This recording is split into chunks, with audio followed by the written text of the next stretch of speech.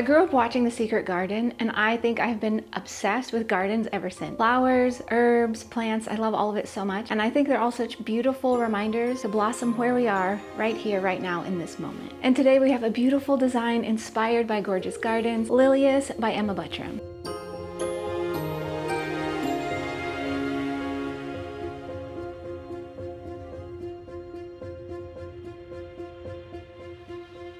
This easy shawl is designed for the adventurous beginner, and it features simple stitch patterns that represent ivy and flowers and plants, just like a blooming garden. This is one of those amazing designs that you just work until you love the size. I really love the shape of this one too. It's essentially a curved triangle, so it really wraps around and hugs your shoulders and stays put so nicely. So the shape just continues to progress and grow as you go, so you really can't go wrong on this one. And if you love this growing shape, check out our patterns, Sandbar, Sugar Blush, and Muscadine, which are great even if you're just starting out on your crafting journey. Today we're going to learn how to work the various sections that you're going to find on Lilias. We have this fantastic garter stripe section. I love garter stitch, and so it's super soothing, super calming. And these twisted stockinette stripes are absolutely lovely. They take your basic stockinette stitch and you twist your stitches so you get a little bit different texture. I also love this beautiful textured rib stripe. And then there's this beautiful lace section which lends a soft, light airiness that repeats throughout the shawl. And one really cool thing about this shawl, and it's especially neat if you're just beginning your knitting journey, is that each of these sections are quite simple and they use very similar stitches, but combined in different ways you get such different looks. Altogether, these different stitches and stripes create a beautiful, orderly representation of a secret garden that you get to wear. This was made in our lustrous and limited edition bamboo alpaca fingering yarn, which lends a soft shimmery glow to the shawl. It's puddly and lightweight and feels like the delicate brush of a feather when you're wearing it. We chose to use dock, beach town, sandbar, and distant islands for the colors. And you'll notice that we use a different color for each section, which repeats throughout the shawl. So you should have this design memorized in no time. But feel free to choose whatever colors in whatever order you like. It's totally up to you. You can download the pattern and get the yarn at expressionfiberarts.com. And while you're there, be sure to sign up for email and text updates for weekly free knit and crochet patterns. Today, I am going to be giving away a set of the colors used to make this gorgeous Lilias shawl. So if you would love to enter, just make sure that you're subscribed to our YouTube channel and then comment below and let me know your favorite flower or plant. Today, I'm going to be showing you how to knit each of the different sections that you're going to find in this shawl. Let's go ahead and start with the garter stripe section. We're going to begin by casting on 4 stitches. So 1, 2, 3, and 4. For row 1, which is the right side, we're going to start with a knit 1. Then we're going to work an increase, which is a knit front and back. So knit into the front of that next stitch, leave it on your left needle, swing around, and also knit into the back of that same stitch. So we've turned 1 stitch into 2, and then you're just going to knit until the end of the row. So then for row 2, which is the wrong side, we'll start with a knit 1. We're going to knit 2 together, which is a decrease, so turning 2 stitches into 1. We're going to knit until the last 2 stitches, which for this row we're already there. Then we're going to work an increase with a knit front and back, knit into the front, swing around, also knit to the back of the same stitch, and then knit 1. And then you're just going to continue repeating those 2 rows 6 more times. So when you continue repeating those rows, this is what you're going to get. Now we're going to learn how to work the twisted stockinette section. We're going to start with row 1, which begins with a knit 1, a knit front and back, knit to the front, also knit into the back, and then we're just going to knit to the end of the row. Boop, boop, and boop. For row 2, go ahead and turn, and we're going to start with a knit 1. Then we're going to work a knit 2 together. So just knit those next 2 stitches together, so 2 becomes 1. We're going to knit to the last 2 stitches. Then we're going to knit front and back, knit to the front, swing around, knit into the back, and then finish with a knit 1. For row 3, we're going to turn and again start with a knit 1. Knit front and back for another increase. Then we're going to knit through the back loop till we reach the last 3 stitches.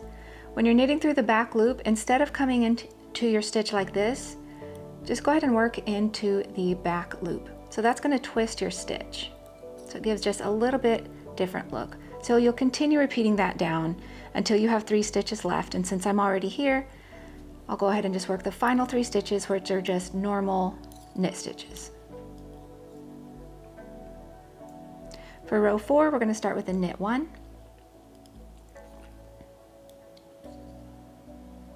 Then we're going to knit 2 together.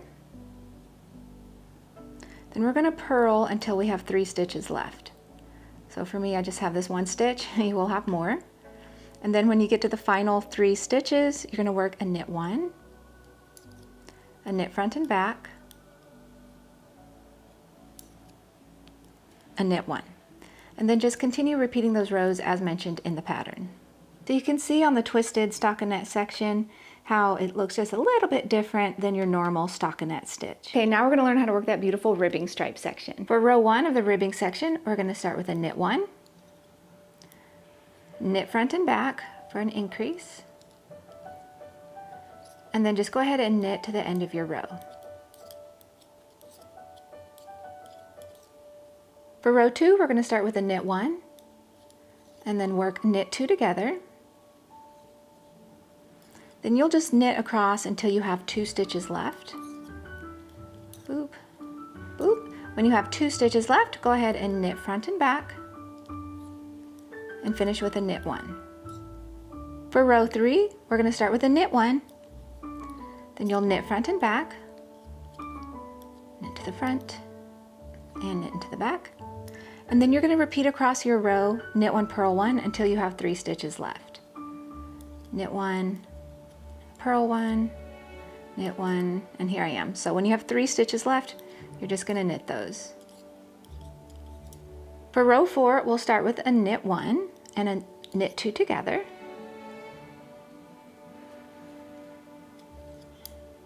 Then we're going to work our knits and purls as we come to them. So if you've never done this before, if you see a stitch like this that has a little pearl necklace, you're going to work that as a purl. So go ahead and purl that stitch. Purl the stitches with pearl necklaces. When you see one that looks like a little V, like this, we want to continue that V because we're working ribbing, so you're going to knit that. So knit the V's. Here's another one, it has a pearl necklace, so we're going to purl it. So you'll continue repeating that down until you have 3 stitches left, and you'll finish with a knit 1, a knit front and back, and a knit 1. And when you continue repeating the rows, as mentioned in the pattern, this is what you're going to get. And you can see it looks pretty similar on the front and on the back. Finally, let's finish off with the lovely lace stripe section. For row 1 of the lace stripe, we're going to start with a knit 1, a knit front and back, and then you'll just knit the remaining stitches in your row. Nice and easy. For row 2, we're going to start with a knit 1 and then a knit 2 together. You're going to see lots of repetition in these sections. Then you'll knit to the final 2 stitches. Doot, doot, doot, and doot. Then you'll knit front and back and finish with a knit 1. For row 3, we're just going to repeat row 1, which was knit 1, knit front and back, and then knit across to the end of the row.